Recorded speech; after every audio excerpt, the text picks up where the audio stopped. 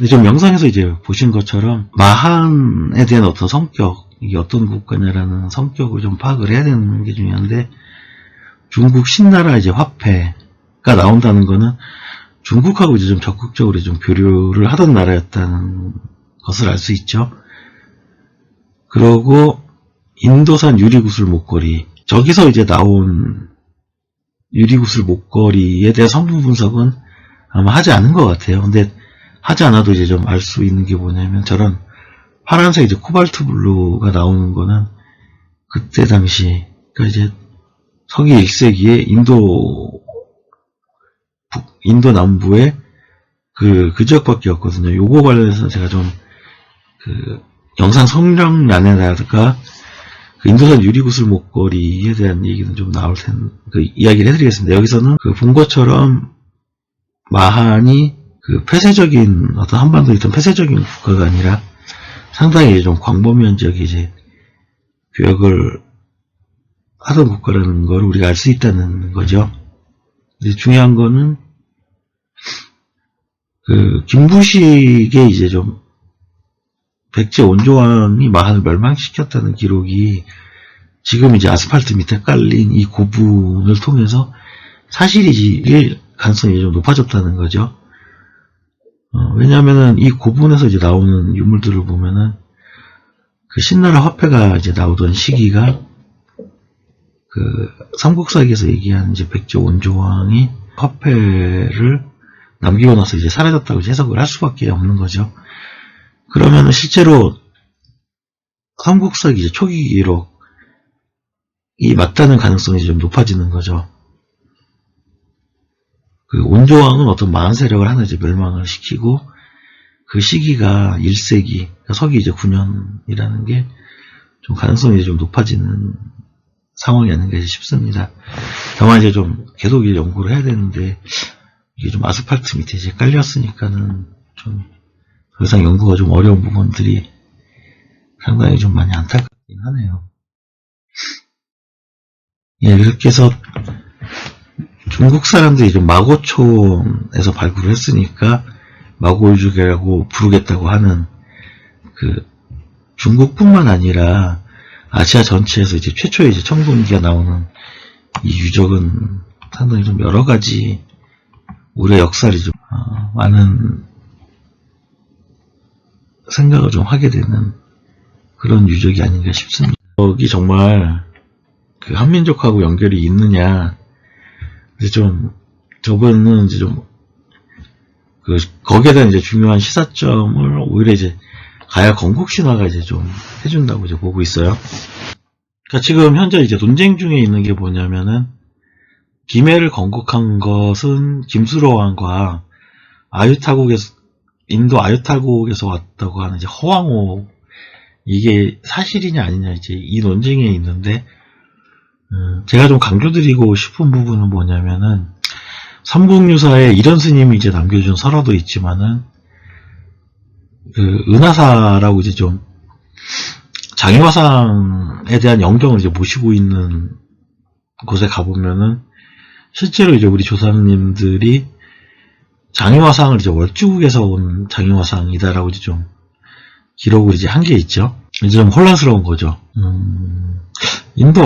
이게 허황옥의 오빠인 장유화상으로 이제 설화에서 나오는데, 여동생하고 오빠가 한 명은 인도 아유타국에서 오고 한 명은 이제 월주국에서 오는 상황이 이제 가능하냐? 저는 이제 가능하다고 생각을 합니다.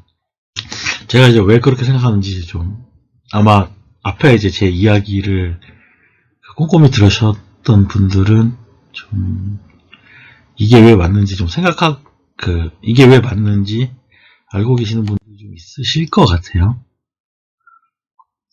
지금까지 좀 발견된 것들을 한번 좀 정리를 좀 해볼게요.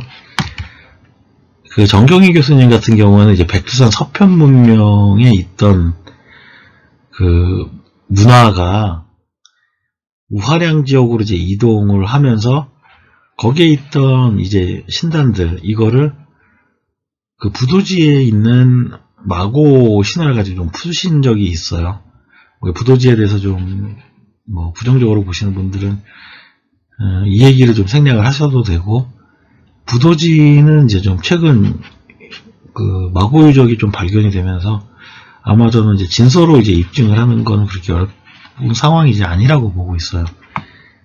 정기현 교수님이 왜 이거를 마고 신전이라고 이제 해석되는지 A 지역에서 이제 나오는 그걸 한번 영상을 한번 보도록 할게요. 이제 그것을 이런 삼원오행론을 이런 신화의 형태로 표현을 하거든요. 신화의 형태로 표현하면 또 더 쉽고 재미있지 않습니까? 그래서 이제 중앙에 이렇게 이제 마고가 있고요. 이렇게 쭉 마고가 분화되어 가는 과정으로 딸과 아들을 쭉 낳아가지고 이제 이렇게 분화시켜 나가는 과정으로 설명을 하고 있습니다. 이런 어떤 마고 신화의 형태로 여신묘가 이렇게 대비가 되어 있거든요. 제가 한번 설명을 해드리도록 하겠습니다. 자, 삼원오행론이 왜 어떻게 마고 창세 신화와 하나로 연결이 되어 있는가라는 부분입니다. 1기, 3기가 이제 있죠. 이게 근원의 생명력이고, 그게 이제 나눠지는 과정은 이제 복희도 이제 이야기를 했다시피 음양으로 나눠집니다. 1, 3, 2, 2, 4, 8의 구조로 나눠지게 되죠. 그래서 마고가 처음에 이제 궁희와 소희로 이제 나눠지게 되고, 궁희와 또 소희가 다시 이제 음양 분화를 하죠. 물질 세계가 만들어져 가는 과정을 표현했는데 전부 여성을 살펴보겠습니다. 여신이죠. 마고는 여신이고 궁희와 소희도 여신입니다. 그리고 이제 이제 그 궁희와 소희의 자녀들도 보면은 아내는 여신이죠. 그래서 여신들은 보면은 이제 사의 단계까지는 보이지 않는 세계입니다. 물질이 기가 분화를 해서 보이지 않는 차원까지는 여신으로 표현을 했고, 딱 눈에 보이는 물질이 딱 만들어질 때는 이제 남성으로 표현을 한 거죠. 그래서 여신에서 서서히 계속 분화를 해가지고 1, 2, 4까지는 여신이고 8단계에서는 남자가 나온다는 거죠. 그래서 이거는 눈에 보이는 단계입니다. 자, 그래서 이제 이 여신은 마고였던 이런 마고 창세 신화 속에서 등장하는 7여신이 있습니다. 마고와 궁희소희, 사천녀가 있고, 그거는 이제 물질화되기 이전에 단계를 여신으로 표현을 하고, 물질화된 이후는 이제 남신으로 표현을 하는 이제 그런 표현법임을 알 수가 있겠습니다. 여신묘도 똑같은 원리로 이제 마고 신화를 표현한 것으로 볼 수가 있겠습니다. 그래서 여신 사당을 다시 한번 설명을 해드리자면은 중앙에 인체의 어떤 3배 크기 마고, 그 다음에 인체의 2배 크기 궁희, 소희, 그 다음에 이제 인체의 크기 천녀죠. 4명의 천녀가 있는 거죠. 그러니까 남신을 표현하지 않은 이유는 여기는 어떤 근원의 우주에 보이지 않는 근원의 생명까지만 표현을 했기 때문에 1, 2, 4까지만 표현을 한 거죠.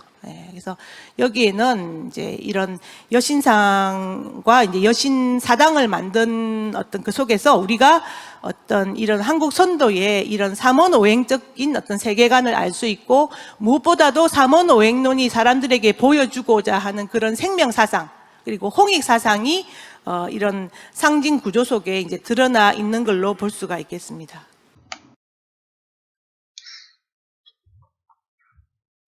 일단은 정경희 교수님 주장이 좀 맞다고 생각을 하면은 A 지역에 이제 마고로 이제 상징된 이제 신앙이 있었는데, 그 B 지역, 그 마고촌에서 이제 나와서 이제 마고 유적이 되는 이 지역이 되는 거죠.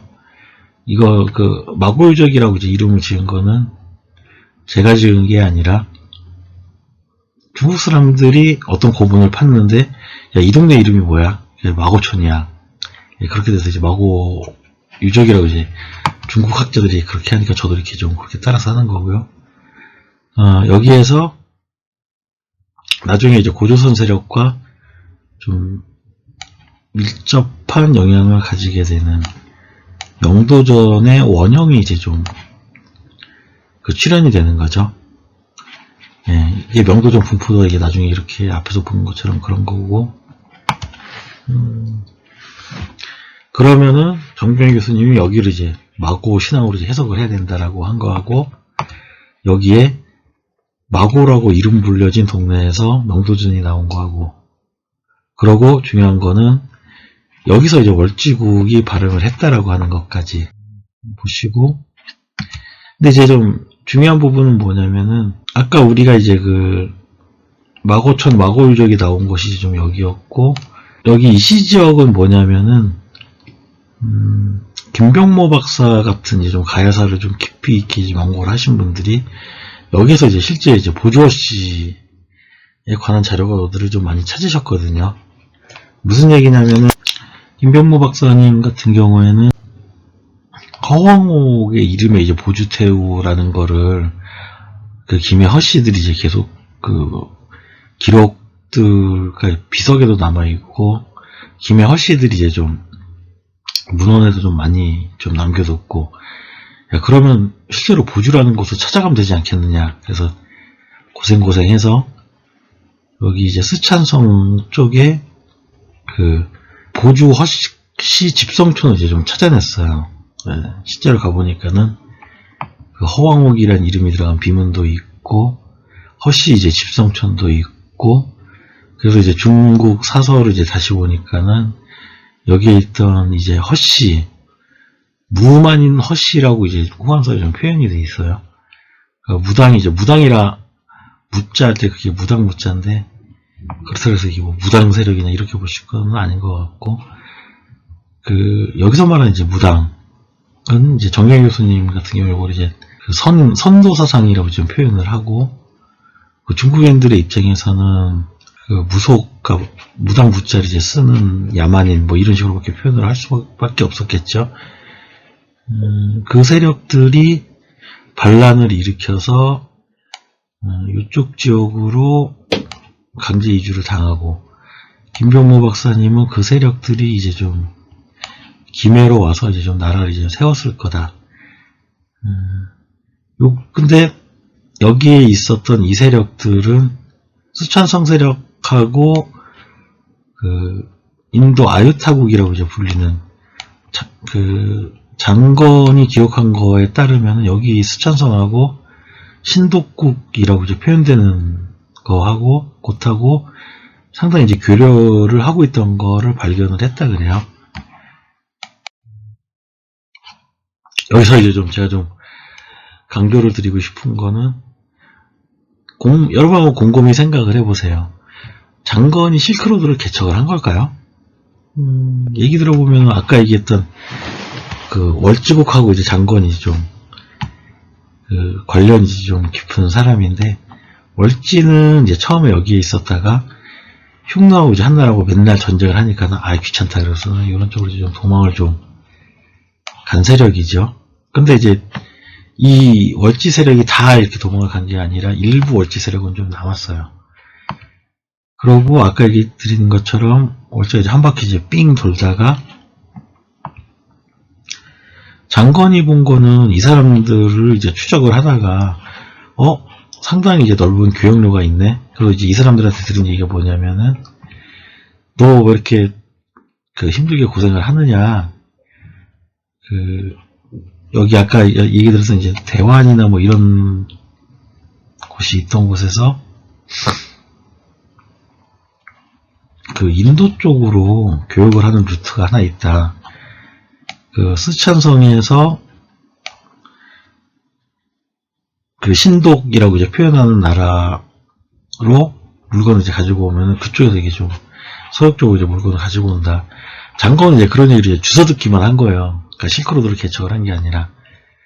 그러고 나서 장건이 이제 실제로 이제 한무지한테 가서, 이거 맨날 흉노 있고 이렇게 복잡한 길로 가지 말고 스촨성에서 인도로 가서 뭐 이렇게 해서 서역으로 교육을 합시다. 이렇게 주장을 하고 시도를 하다 이제 실패만 한 거죠. 그러면은 우리가 이제 좀 통상적으로 알고 있는 실크로드를 개척을 한 적이 없는 거예요. 실제로 이제 실크로드를 개척을 한 거는 월지가 장건보다 훨씬 이전에 이런 교육을 하고 있었고, 장건은 그거를 발견을 한 거고, 자기도 이제 해보려고 하다가 실패한 사람에 불과한 거예요. 중국 사람들 입장에서 이제 좀 큰 의미가 있을 수 있죠. 어쨌든 이런 게 가능하다라는 걸 알려줬으니까. 그렇지만 중요한 거는 장건은 실크로드를 개척한 적이 없다. 실크로드를 개척을 한 거는 실제로 이 월지 세력이 이제 한 거라는 거를 좀 한번 좀 드리고 싶어요. 그래서 이제 김병모 박사님의 가설은 여기에 이제 좀 보조시 세력들이 있고, 중국 문헌 기록에 따르면은 이 사람들이 반란을 일으키다가 이쪽으로 좀 강제 이주를 당하고 결국 이 사람들이 이제 김해로 왔다라고 이제 좀 추정을 하시는 거고요. 그게 이제 좀 우리가 좀 봤던 이 월지 세력, 삼국 유사에는 고조선 이제 처음 나라를 세웠던 곳에 있던 세력들이 그 흉노가 이제 발행을 하면서 다른 지역으로 좀 흩어지기도 했지만은 일부 남기도 했고, 일부는 이렇게 해서 이제 김해로 왔을 가능성이 높다. 근데 이제 좀 김병모 박사님하고 좀 제가 좀 약간 좀 다른 부분은 뭐냐면은, 이 사건이 돼서 이제 좀 월지 세력들이 김해로 온 게 아니라 월지 세력은 아마 좀 기존에 이런 교역 루트를 가지고 있었을 거예요. 왜냐면 아까 이제 좀 우리가 멸망한 유적을 보면은 기존의 마한 세력 자체가 허왕옥 이전에도 좀 이런 루트를 좀 가지고 있었을 거라고 이제 보기 때문이죠. 지금도 이제 좀 가야 지역에 가면은 가야 연기사찰, 그러니까 김수로와 이제 허왕옥이 좀 세웠다라고 하는 절에 이제 주지 스님들이 좀 학습하는 모임이 있는데, 저도 이제 그쪽 스님들한테 좀 많이 좀 여쭤보기도 하고, 이쪽 스님들이 좀 연구도 좀 많이 하세요. 그래서 제가 좀 실제로 이제 김수로와 이제 허왕옥이 이제 세웠다는 사찰들을 보면은 재미있는 게 이제 좀 하나 있어요. 부은사라고 이제 하는 그런 절이 하나 있는데, 거기에 보면은 마고석굴이 나와요. 물론 이제 옛날에 이게 2000년 전 유적이냐 그러면은 그게 아닐 가능성도 좀 있겠지만은, 어떤 가야하고 좀 인연이 이제 많은 석굴인데, 이 석굴은 허왕옥이 이제 인도에서 왔을 때 그때부터 이제 좀 있었던 석굴이다. 근데 이름이 마고석굴이라고 하는 거.